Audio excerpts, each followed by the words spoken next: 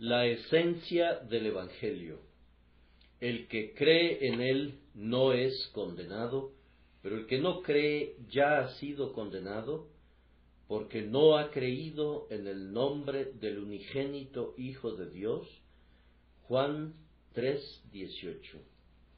Posiblemente ya he predicado sobre este texto en otras ocasiones, y tal vez lo he hecho muchas veces. Si no es así, debí de haberlo hecho. Es toda la Biblia en miniatura. Podríamos decir muchas palabras que llenaran varios volúmenes, pues cada sílaba de este texto está plenamente cargada de significado. Podemos leerlo y releerlo continuamente, día y noche, y siempre encontrar alguna enseñanza fresca en él. Es la esencia del Evangelio, un resumen de las buenas nuevas. En la segunda venida de nuestro Señor Jesucristo, delante de Él serán reunidas todas las naciones, y Él separará a unos de otros, de la misma manera que el pastor separa las ovejas de los cabritos. Esa no será, sin embargo, la primera vez que la presencia del Señor Jesús sea la causa de separación. Siempre es así donde quiera que Él va. Los hombres son como un solo cuerpo en su condición caída, todos igualmente separados de Dios, hasta que Él aparece. Su venida encuentra a los elegidos y los llama aparte, mientras que, por otro lado, los incrédulos son descubiertos. Dos grupos resultan de lo que antes era una abigarrada multitud. Cada quien va hacia los suyos, cada quien encuentra al compañero que le corresponde, y entre los dos grupos hay un golfo profundo que los divide tan claramente como la luz es diferente a la oscuridad, o como la muerte es opuesta a la vida. Otras distinciones se convierten en insignificantes en la presencia de Jesús. Los bienes y la riqueza, la educación o la ignorancia, el poder o la debilidad, son asuntos de mínima importancia para dividir a la humanidad ante la presencia del gran discernidor de espíritus. Solamente estos dos grupos, creyentes e incrédulos, resaltan en claro relieve. Tal como está en nuestro texto, así está de hecho en el universo entero. Las únicas dos distinciones realmente vitales entre tiempo y eternidad son simplemente estas: creyentes e incrédulos, los que reciben a Cristo o los que lo rechazan. Más aún, así como hoy la presencia de Cristo divide la masa y junta a los hombres en grupos diversos, así también esa presencia asegura un juicio presente. Está escrito que Él dirá a los que están a su derecha: venid, benditos de mi Padre, y a los que están a su izquierda: apartaos de mí, malditos. De la misma manera, en este instante, su presencia produce un juicio con igual certidumbre, pues en este texto vemos a los creyentes sin ninguna condenación, es decir, exonerados, y vemos a los incrédulos ya condenados. El venid, benditos de mi Padre, es anticipado en la exoneración, y el apartaos de mí, malditos, es ya casi escuchado en el veredicto: ya ha sido condenado. Los exhorto, por tanto, este día, mientras escuchan la predicación de este sermón, a recordar que se está haciendo una división clara y sumamente importante. Este día, el Hijo de David está en su trono y se sienta a juzgar en esta congregación. En la predicación del Evangelio, en este momento, Su majestuosa voz separa a los pecadores de los santos, y si somos sensibles a su presencia, no tendremos otra opción que temblar o regocijarnos, mientras permanezca esta separación, como debe permanecer, porque Él será en este día olor de muerte para muerte o de vida para vida a cada una de nuestras almas. Dios nos conceda que todos nosotros podamos ser contados entre los creyentes y ninguno de nosotros quede fuera como ya condenado por ser incrédulo. Primero les pediré hoy que consideremos a cuál de los dos grupos que menciona el texto pertenecemos. El que cree en él no es condenado. ¿Pertenecemos a ese grupo? Asegurémonos de ello. Veamos lo que significa creer acerca de él, o más bien en él, ya que la palabra griega eix significa en él más que acerca de él. Si no me equivoco, la expresión creer en él significa mucho más de lo que la mayoría de nosotros ha visto en ella. Yo veo muchos matices en el acto de creer. Hay algunos que creen lo concerniente a Cristo, es decir, creen que Él es el Mesías y el Salvador de los hombres. Muchos aceptan esto como verdad porque sus padres así también lo creyeron y es un asunto de una tradición que no cuestionan. Nacen en lo que comúnmente se considera un país cristiano y por tanto han heredado la fe cristiana y teórica y mentalmente creen que Jesús es el Hijo de Dios y el Redentor del mundo. No dudarían en ponerse de pie y recitar: creo en Jesucristo, su único Hijo, Señor nuestro, que fue engendrado por el Espíritu Santo, nacido de la Virgen María, padeció bajo el poder de Poncio Pilato, fue crucificado, muerto y sepultado, etc. Pero recuerden muy bien que pueden creer todo lo que es ortodoxo concerniente al Señor Jesucristo, pero eso no es una señal de que han recibido la justificación en Él. Nadie se atrevería a afirmar que la creencia en el credo de Atanasio le puede asegurar la salvación. Si rechazan su divinidad, si niegan su expiación, esos errores son evidencia contundente de que no creen en Él, porque no son creyentes de la verdad concerniente a Él, y por lo tanto deben contarse entre los incrédulos que ya están condenados. Pero, por otra parte, si ustedes se apegan a la verdad bíblica y creen con exactitud lo concerniente al Señor Jesús, pero no van más allá, su simple fe acerca de Él o concerniente a Él no les salvará.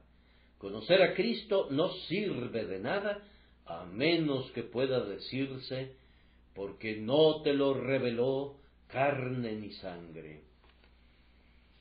Habremos dado un paso hacia adelante cuando le creemos a Él.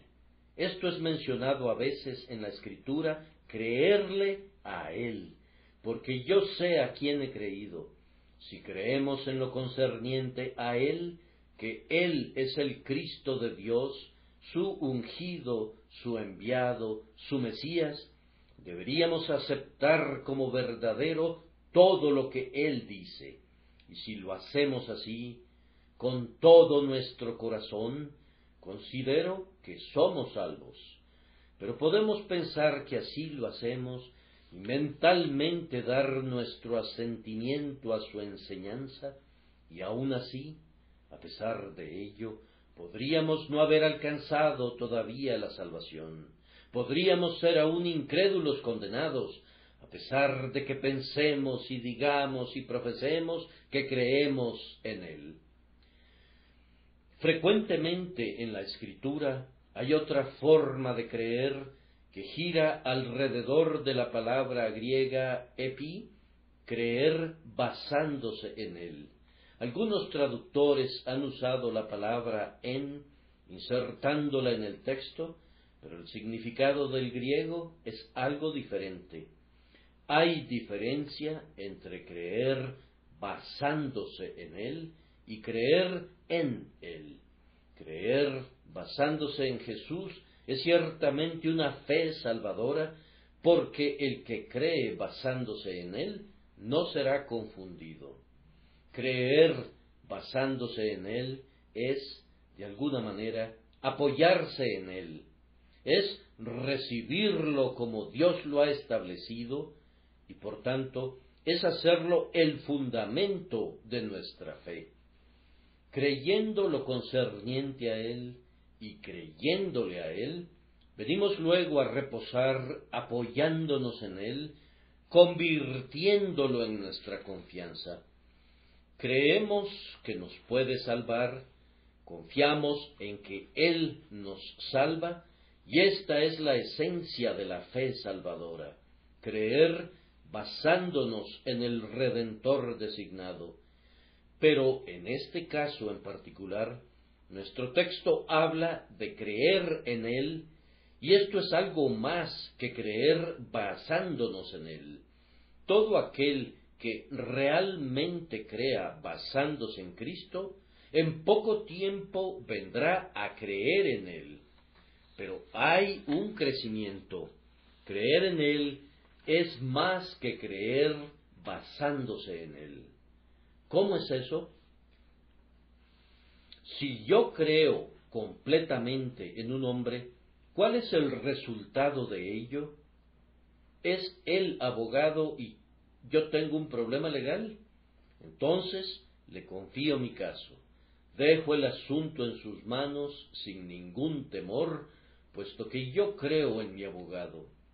Bien, hasta aquí eso puede ser creer basándose en él. Pero a continuación me da directrices y reglas de acción. Si yo creo en él, ciertamente seguiré esas reglas al pie de la letra, estando plenamente convencido de que el resultado será bueno.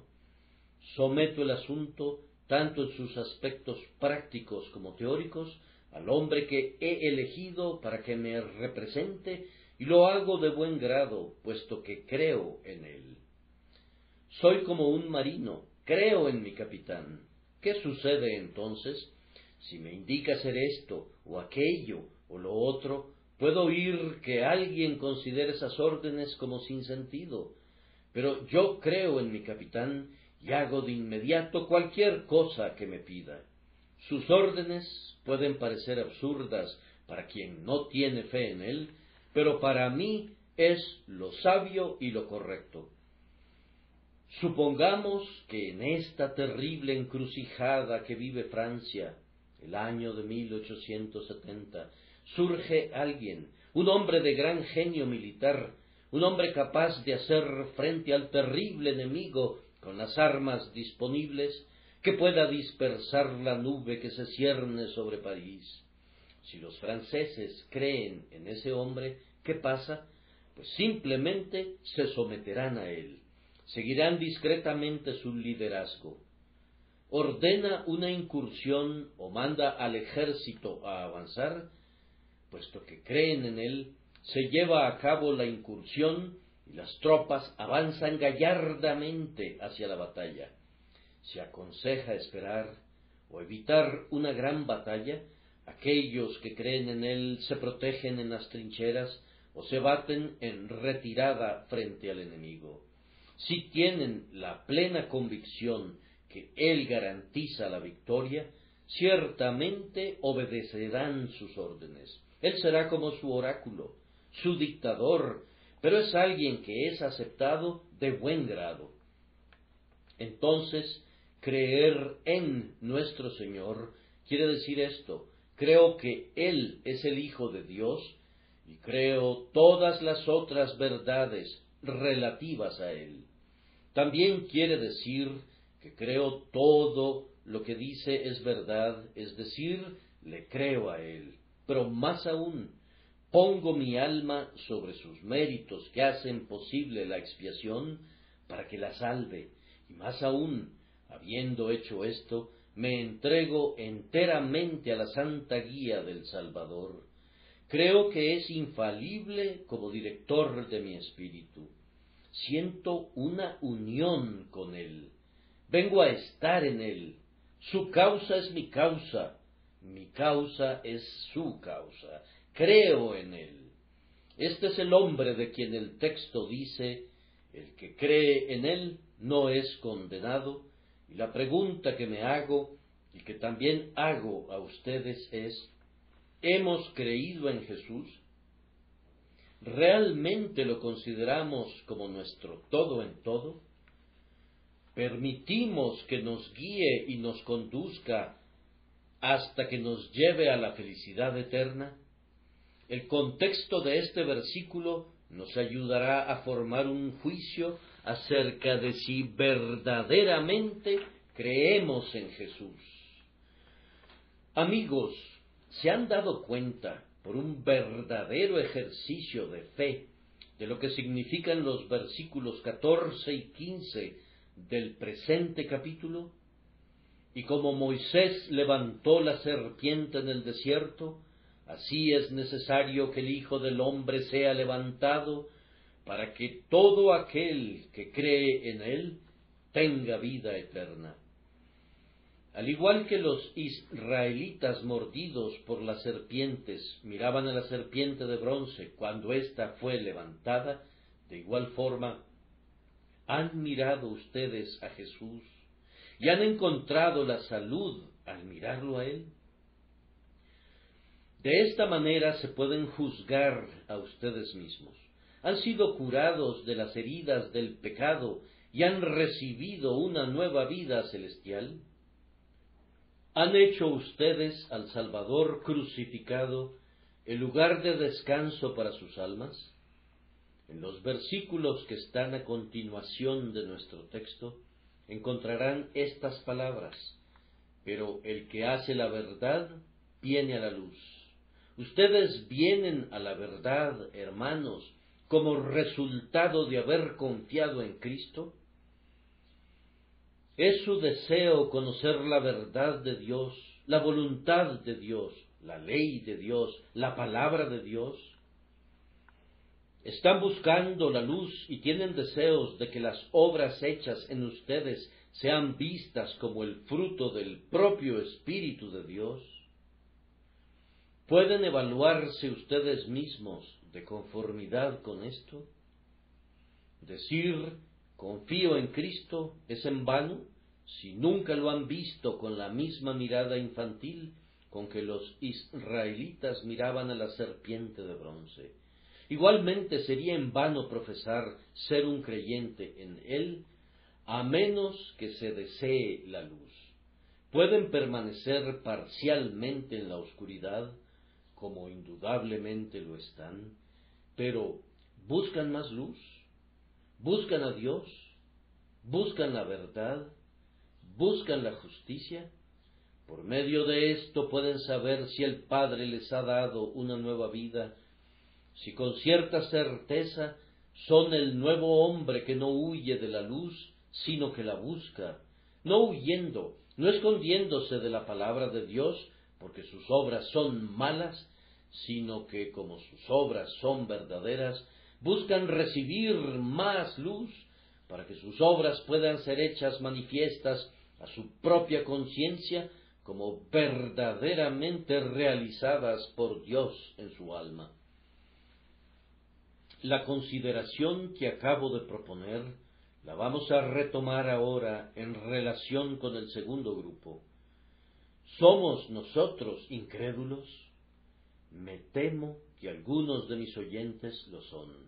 Si ese es el caso, les podría ayudar mucho saber dónde se encuentran y qué son. Pero el que no cree ya ha sido condenado. Algunas personas son muy inconsistentes porque, aunque no creen en Cristo Jesús, es decir, no le confían sus almas a Él, ni se entregan en obediencia para servirle a Él, sin embargo, creen en relación con Él, que es el Cristo de Dios, y si Él se encontrara aquí hoy y les hablara, creerían en sus palabras, aunque no se podría decir que creen en Él para convertirse en hacedores de sus palabras. Es sumamente extraño que crean que Él es el Hijo de Dios, pero que no confíen en Él, que sepan que lo que Él dice es verdad y que a pesar de advertirles de la ira venidera, ustedes se queden muy tranquilos en una fría indiferencia y no busquen la salvación que Él da. En vez de ver a la serpiente de bronce, ustedes actúan como los israelitas lo hubieran hecho si hubieran buscado otro remedio. Ustedes no han creído en Cristo, pero si tuvieran el menor convencimiento de que necesitan un Salvador, supongo que su propio sentido común les haría buscar uno. Por tanto, ustedes buscan evidentemente una salvación diferente de la que Cristo obtiene. Rechazan lo que Dios ha ordenado para encontrar algo propio de ustedes mismos.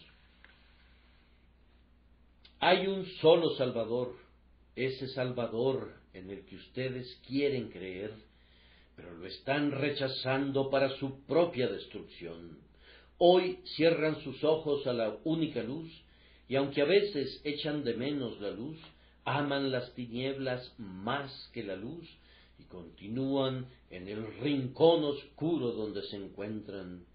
Oscuro, oscuro, oscuro, porque no aceptan que se les regañe. Les resulta intolerable que el Evangelio toque sus conciencias a la manera de un punzón y les llame la atención por todos sus pecados. Hasta este momento permanecen incrédulos y amando la oscuridad. Les ruego que busquen y miren. Mientras este corazón que les dirige la palabra tiene piedad de ustedes, confío en que el corazón de Dios también tenga piedad de ustedes y que abandonen su condición de incrédulos y puedan ser contados entre los creyentes en Cristo. Suficiente para este primer encabezado que dejo para su sincera consideración, esperando que no lo traten con ligereza. Ahora, en segundo término, brevemente, consideremos la condición del creyente. El que cree en Él no es condenado. ¡Qué frase tan llena de gozo es esta! Siempre y cuando tengan la seguridad de que creen en Jesús, saboreen sin prisa y sin término esta frase en su alma, mis hermanos.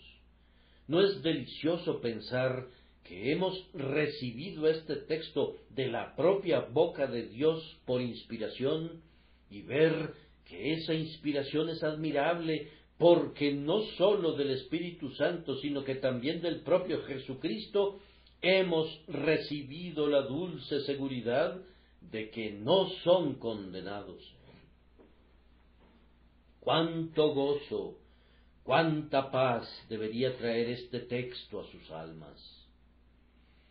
Déjenme mostrarles brevemente cómo escapa el creyente de la condenación. El que cree en Él no es condenado. Una razón es que Él no se ofrece para ser juzgado. El que cree en Cristo no se presenta para ser procesado. Dice: no, mi Señor, no tengo ningún argumento ante ti. Me declaro culpable. Yo confieso mi condenación. No hay necesidad de que yo sea juzgado. Seas tú reconocido justo en tu palabra y tenido por puro en tu juicio. El juez se sienta a un lado y el prisionero está de pie frente a él, puesto que sus condiciones son diferentes. Pero Fíjense bien, en este caso, el prisionero abandona su lugar, no acepta el juicio, se arroja a los pies del juez, reconoce que la sentencia que le corresponde es justa y se declara culpable. Habiendo hecho esto, el creyente ve que la sentencia que él mismo reconoce y confiesa como justa ha sido colocada sobre su garantía y cree en esa garantía. ¿Qué cree acerca de él? Que Dios, para poder engrandecer su justicia y su gracia, estaba en Cristo Jesús, y que el Hijo de Dios fue clavado en la cruz, y se desangró y murió el justo por los injustos, para llevarnos a Dios. El creyente confiesa que la sentencia es justa, y por tanto coincide con Dios. Pasa a la luz, y sus obras son censuradas, y él acepta la censura como verdadera. Después mira a la cruz y dice: esta misma sentencia que yo suscribo con mi propia mano como justa, ha sido dictada en contra de mi gloriosa y bendita garantía, el unigénito del Padre, y él ha sido castigado en mi lugar, y por lo tanto yo he sido liberado, puesto que Cristo, mi rescate, murió. Así es como el creyente no es condenado. Él acepta su condenación, pero ve cómo ésta recae en su garantía. Así es como recibe la paz. La justicia de Dios le habría turbado su mente. Ve que esa justicia ha sido satisfecha, y él declara en su propio corazón que si Dios ha sido satisfecho, entonces él está satisfecho. Si la justicia de Dios ha sido honrada, entonces la conciencia está tranquila. Y entonces, ¿qué sucede? Pues que este creyente en Cristo, al no ser condenado, ahora busca la luz. A partir de ese momento desea caminar más y más en la luz del conocimiento, en la luz de la presencia divina, en la luz de la santidad divina. Hermanos míos, en un tiempo nuestras almas se inclinaban al pecado, pero ahora, aunque pecamos, ese pecado nos duele, y debido a que lamentamos el pecado, tenemos la evidencia de que ya no lo llevo a cabo yo, como dice el apóstol, sino el pecado que mora en mí. El más interno yo, el ego verdadero y real, ubicado en el centro de nuestras almas, desea la santidad. Si pudiéramos ser como queremos ser, seríamos puros como Dios es puro, puesto que nuestro corazón tiene hambre y sed de justicia.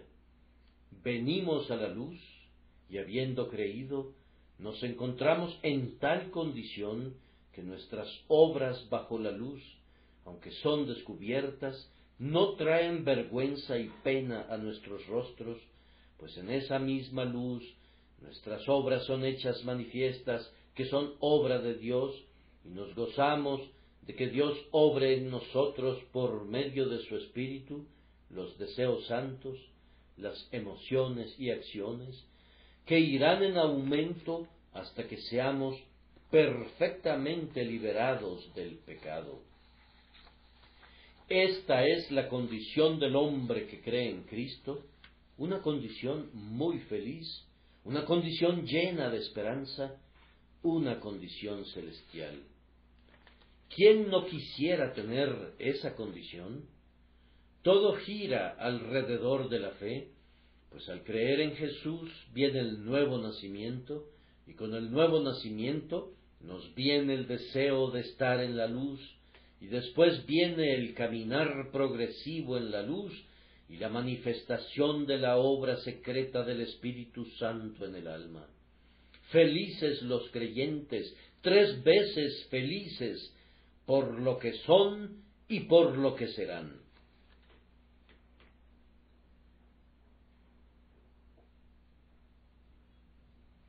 Y ahora, como tercer punto, viene nuestro trabajo más solemne.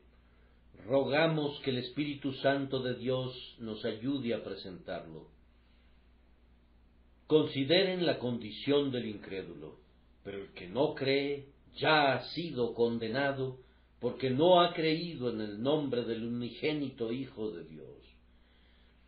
Vean la verdad misma que aquí se declara, pero el que no cree ya ha sido condenado.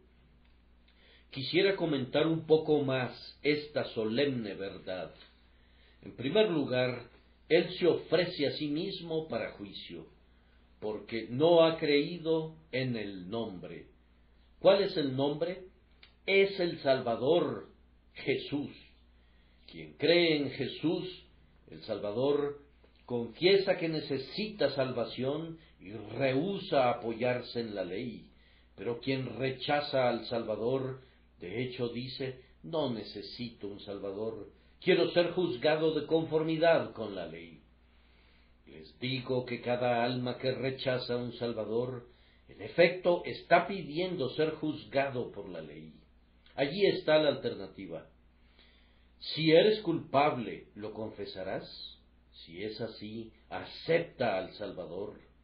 Pero si, por otro lado, dices, no aceptaré al Salvador, en lo profundo de tu alma reposa un orgullo presuntuoso. Yo puedo presentarme al juicio.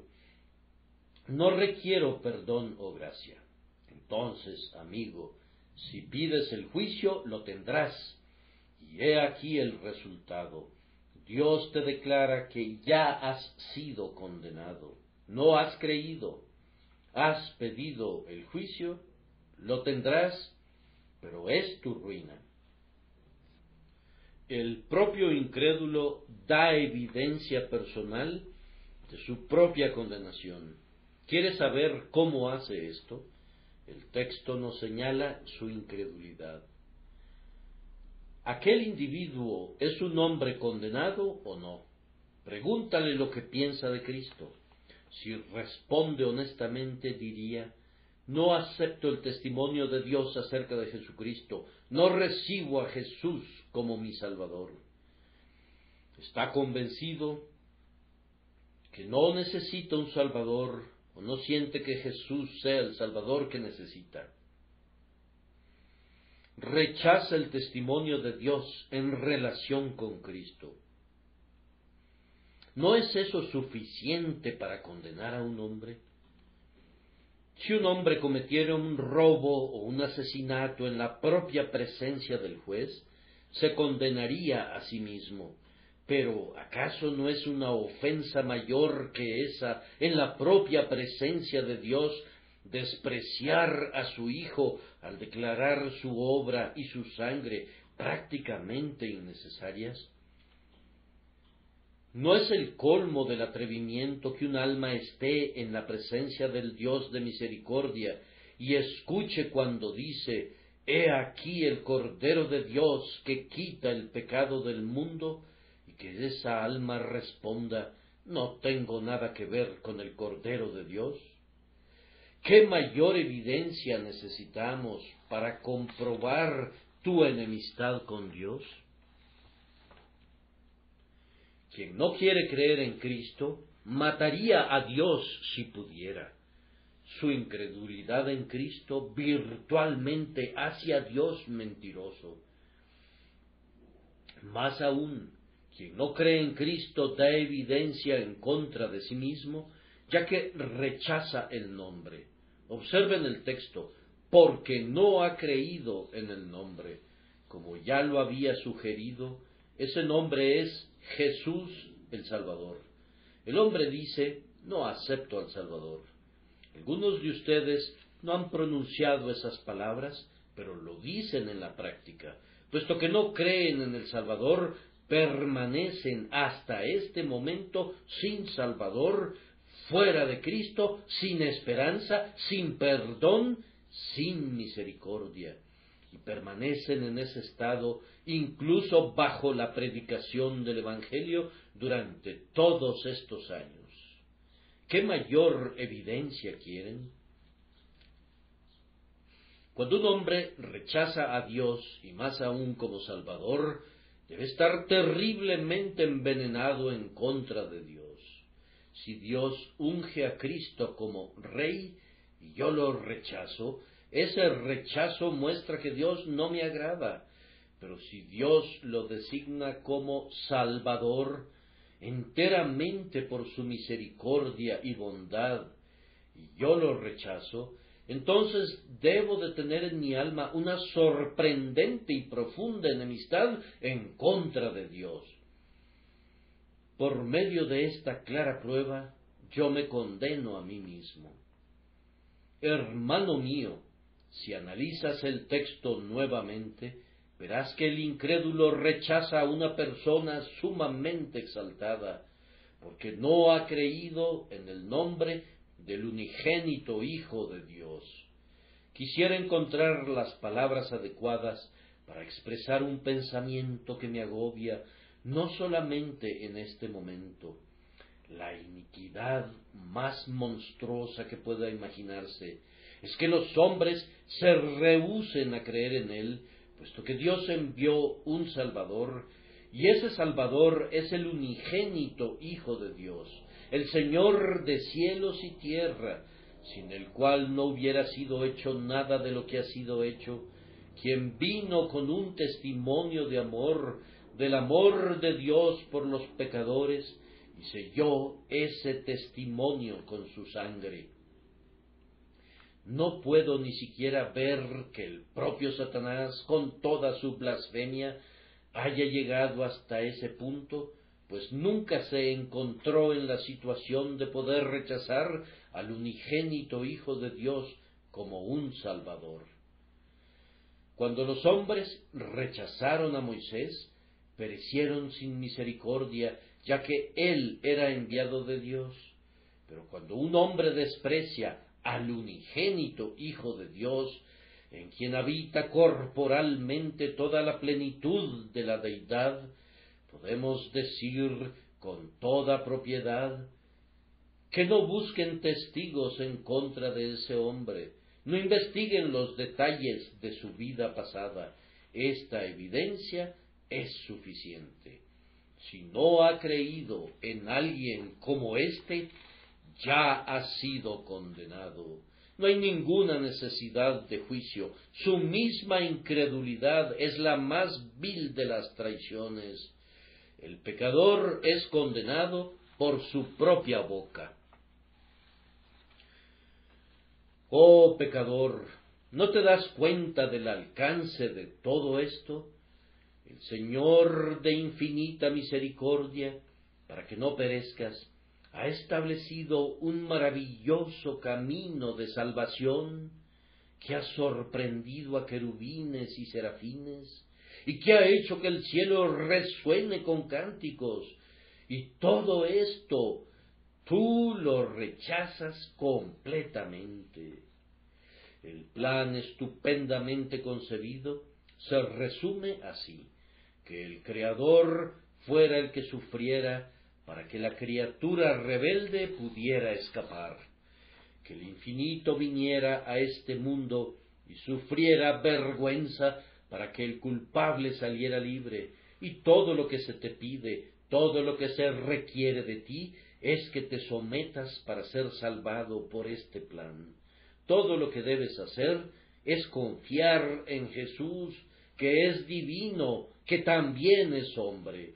Simplemente confía en que Él te salve. No confiarás, no confiarás, señores, despreciarán al amor todopoderoso, pueden dar la espalda a esa misericordia sin límites. Entonces, ¿qué podré decir de ustedes, sino simplemente lo que el texto dice? Ustedes se condenan a sí mismos, ustedes ya han sido condenados.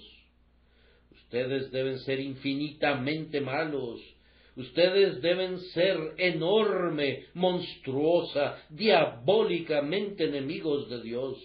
De lo contrario, ¿no tratarían con tanta ligereza una bendición tan preciosa? no deberían tener la impertinencia de rechazar un plan de misericordia tan adaptado a su condición. Ya ha sido condenado porque no ha creído en el nombre del unigénito Hijo de Dios. Palabras solemnes, escúchenlas y tiemblen. De los versículos que siguen a nuestro texto, vemos que ustedes, incrédulos, continúan aportando evidencia adicional en contra de ustedes mismos, ya que todo hombre que rechaza a Cristo, la luz verdadera, siempre procede a rechazar otras formas de la luz de la palabra de Dios, al Espíritu de Dios y a su conciencia. Ama las tinieblas más que la luz y no quiere venir a la luz para que sus obras no sean reprochadas.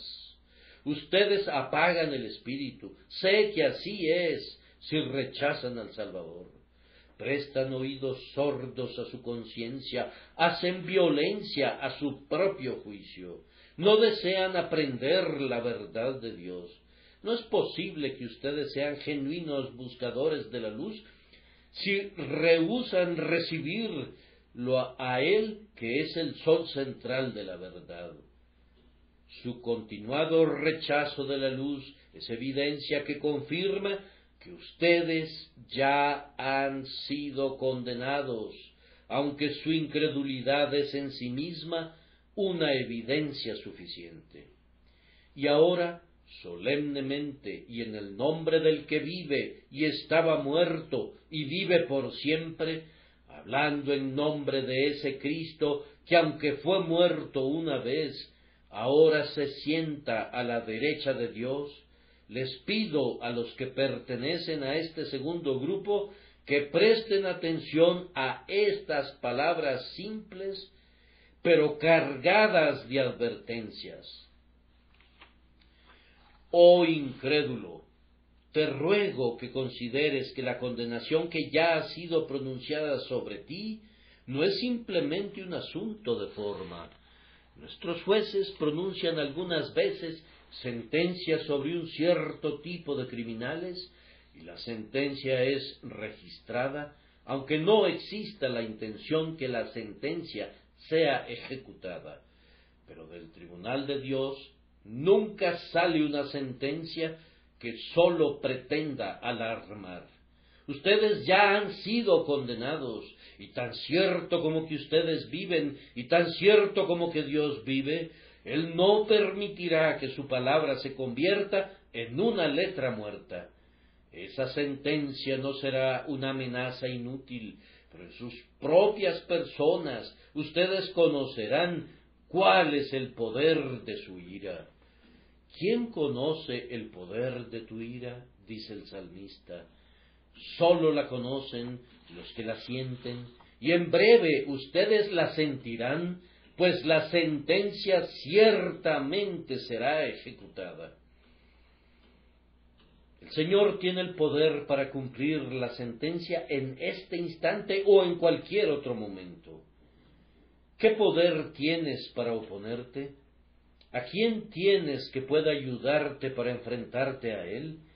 Te encuentras totalmente en sus manos. No puedes encontrar ninguna vía de escape de la prisión. Si te remontas al cielo, allí está Él. Si te desplomas al infierno, allí está Él. El universo entero no es más que una gran prisión para un enemigo de Dios. Ni puedes escaparte de Él, ni puedes resistirlo a Él. Si tus huesos fueran de granito y tu corazón de acero, sus fuegos derretirían tu espíritu. Frente a Él no podrías resistir más de lo que lo hace la paja ante el fuego o el polvo ante un remolino de viento. Ojalá verdaderamente pudieras sentir esto y desistir de tu insana rebelión. Recuerda que no tienes ninguna promesa de parte suya de que no ejecutará la sentencia de su ira en este mismo día. No tienes ninguna garantía, ni de su palabra, ni de sus ángeles, que te dé la confianza de que Dios haya suspendido la sentencia aún para la hora que viene. Estás viviendo por su paciencia, todavía sin castigo por la soberanía divina. Algunos se enfurecen en contra de la soberanía, pero en este caso no es la justicia la que te libra, es simplemente la voluntad de Dios que temporalmente te guarda del infierno. Me dices que nada hace peligrar tu vida por el momento, pero ¿cómo lo sabes? Las flechas de la muerte a menudo vuelan de manera imperceptible. En 2 ocasiones me ha tocado predicar en congregaciones cuando los invisibles dardos de la muerte se clavaron en alguien de mi audiencia, de tal forma que 2 personas han muerto mientras escuchaban la palabra del Evangelio. Dios no necesita de un milagro para ejecutar su sentencia en este mismo instante. No necesita cambiar el orden natural de los acontecimientos para que tú mueras instantáneamente. Si Él así lo quisiera, la destrucción de tu alma podría tener lugar en este preciso instante y en este mismo lugar, sin que se requiriera el menor esfuerzo de su parte. Recuerda con profunda preocupación que Dios está airado contigo ahora. Esta afirmación no es una invención mía. Está escrito por la pluma de la inspiración que Dios emite sentencia cada día. Si el impío no se arrepiente, afilará su espada, ha dispuesto su arco y lo ha preparado. Dios está más airado con algunos de ustedes de lo que está con algunos condenados en el infierno. ¿Les sorprende esta afirmación? Pero os digo que en el día del juicio el castigo será más tolerable para la tierra de Sodoma que para ti. Los pecados que ustedes ya han cometido son mayores que los de Sodoma y Gomorra, y la ira es proporcional a la culpa. Un Dios airado los sostiene sobre la boca del infierno, y la justicia demanda que ustedes sean tragados allí, y nada excepto su voluntad misericordiosa los mantiene sin caer allí. Él solo tiene que quererlo, y tú, que ya has sido condenado, estarías para siempre donde el gusano nunca muere y el fuego no es apagado nunca antes de que la manecilla del reloj se vuelva a mover. Déjenme recordarles que hasta ahora no han hecho nada para apaciguar la ira divina. Han continuado pecando, o si me dicen que se han reformado, que han pensado en estas cosas, que han orado, ¿piensan ustedes que estas cosas pueden aplacar la ira divina? El Señor les ha dicho que el único camino de salvación es creer en Jesús, pero ustedes tratan de encontrar otro camino. ¿Piensan que esta manera de proceder le agrada?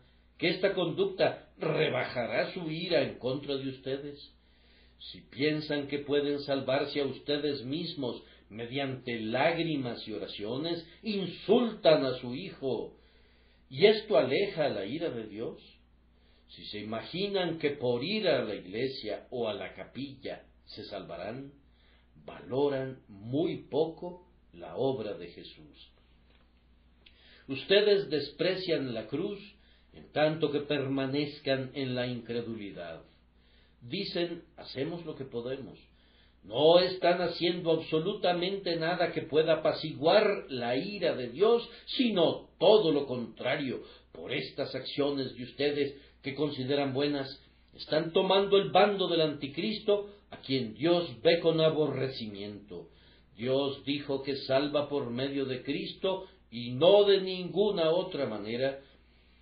Mientras ustedes busquen otro camino, prácticamente están escupiendo en el propio rostro del unigénito Hijo de Dios, a causa de la insolencia de su justicia propia. Mientras tanto, déjenme recordarles que la ira de Dios, aunque no se haya derramado sobre ustedes todavía, es como un arroyo retenido en una presa. Cada momento cobra fuerzas, mientras no rompa las paredes, pero crece y crece cada hora. Cada día y cada momento de cada día que permanezcan como incrédulos, están atesorando ira para el día de ira, cuando la medida de la iniquidad de ustedes esté llena. Cuán encarecidamente les pretendo persuadir para que escapen de esa condenación. Si piensan que ser condenados por Dios es una trivialidad, desengañen sus almas, pues quienes han pasado por donde la sentencia es ejecutada, si pudieran regresar a ustedes, no necesitarían hablar para contar sus horrores. La simple vista de ellos les convencería de que la perdición es una cosa terrible. En sus frentes debe recaer la ira de Dios, quien, al suavizar el castigo, se convierte en el medio del endurecimiento de los pecadores en sus pecados. Nuestro pensamiento no tiene ningún poder para imaginar lo que es la ira de Dios. Ningún idioma, aunque haga retumbar los oídos, puede expresar completamente esa ira. Incrédulos, yo no podría engañar sus almas, haciéndoles creer que es algo sin importancia caer en las manos del Dios vivo. Oh, arrepiéntanse, arrepiéntanse, arrepiéntanse. ¿Por qué han de morir? Si tienen tantas razones para recibirle, ¿por qué habrían de rechazarle? ¿No ven que el mejor argumento para amarle es su propia persona? El Cristo de Dios debe ser digno del afecto de nuestros corazones. Su trabajo en la tierra debería ganar nuestra confianza si no estuviéramos locos, me parece, pues Él vino para salvar, para perdonar, para pasar por alto los pecados del pasado. Entonces, ¿por qué toman partido en contra de Él? Y haciendo esto, atraen sobre sus cabezas la ira de un Dios airado. Déjenme enseñarles la ruta de escape. La única ruta de escape para cualquier hombre o mujer que lee este mensaje es creer en Jesucristo. Alguien dice, estoy orando para eso. Mi texto no dice nada parecido. Voy a pensarlo. Piénsalo, y mientras lo pienses te vas a ir al infierno. Inmediata fe en el nombre de Cristo de Dios es lo que pido de ustedes, en mi carácter de embajador de Dios. Inmediata e instantánea fe en Jesús. Miren el emblema del ministro del Evangelio y de su mensaje. Moisés levantó la serpiente de bronce en el desierto y la puso sobre un asta en el mismo centro del campamento, cuando muchos morían a su alrededor. Ellos eran mordidos por las serpientes. ¿Y qué fue lo que Moisés les declaró como remedio? Les dice que miren y vivan. Algunos de ellos lo pensarán, algunos lo considerarán, otros harán oraciones al respecto, pero Moisés no tiene el encargo de consolar a ninguno de estos. Su mandamiento único es que miren de inmediato. No tiene ninguna promesa para aquellos que no quieran mirar. De la misma manera Jesús es levantado entre ustedes. Hay una vida en una mirada, vida ahora mismo, vida en este instante. No les puedo garantizar que la mordida de la serpiente no será su eterna ruina si se demoran, aunque sea una hora. La palabra única del profeta es: miren ahora. Hoy Dios en su misericordia envía a cada uno de ustedes este mensaje. Antes Dios pasó por alto los tiempos de la ignorancia, pero en este tiempo manda a todos los hombres, en todos los lugares, que se arrepientan. Él envía el mensaje de su evangelio, cree en el Señor Jesús y serás salvo. No puedo estar seguro de que este mensaje se pueda repetir ante ustedes nuevamente.